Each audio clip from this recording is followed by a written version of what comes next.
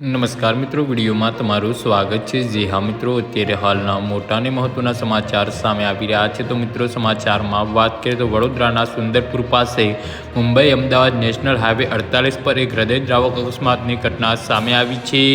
પૂરપાટ ઝડપે આવતી એક કારે બાઇકને જોરદાર ટક્કર મારતા બાઇક ચાલકનું ઘટના સ્થળે જ કરુણ મોત નીપજ્યું હતું।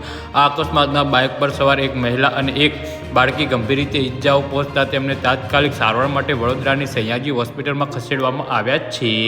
તો અકસ્માત બાદ ઘટના સ્થળે ભારે ઉત્તેજના વ્યાપી ગઈ હતી અને સ્થાનિક લોકોમાં તંત્ર અને હાઈવેની સુરક્ષાને લઈ ભારે રોષ જોવા મળ્યો હતો। આક્રોશિત લોકોએ હાઈવે પર જ બેસીને ચક્કાજામ કર્યો હતો, જેના કારણે મુંબઈ અમદાવાદ હાઈવે પર વાહનોની લાંબી કતાર લાગી ગઈ હતી। અકસ્માત અને વિરોધ પ્રદર્શનના કારણે હાઈવે પર 2 થી 3 કિલોમીટર લાંબો ટ્રાફિક જામ સર્જાયો હતો। ઘટનાની જાણ થતાં જ કપુરાઈ પોલીસનો કાફલો સ્થળ પર દોડી આવ્યો હતો અને રોષે ભરાયેલા લોકોને શાંત પાડવાના પ્રયાસો હાથ ધરાયા હતા।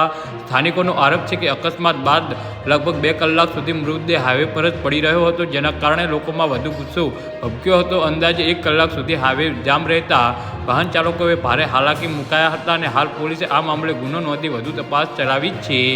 જી હા મિત્રો, તો આના વિશે તમારું શું કહેવું છે તો નીચે અમારી કમેન્ટ બોક્સમાં જરૂરથી જણાવજો। ધન્યવાદ।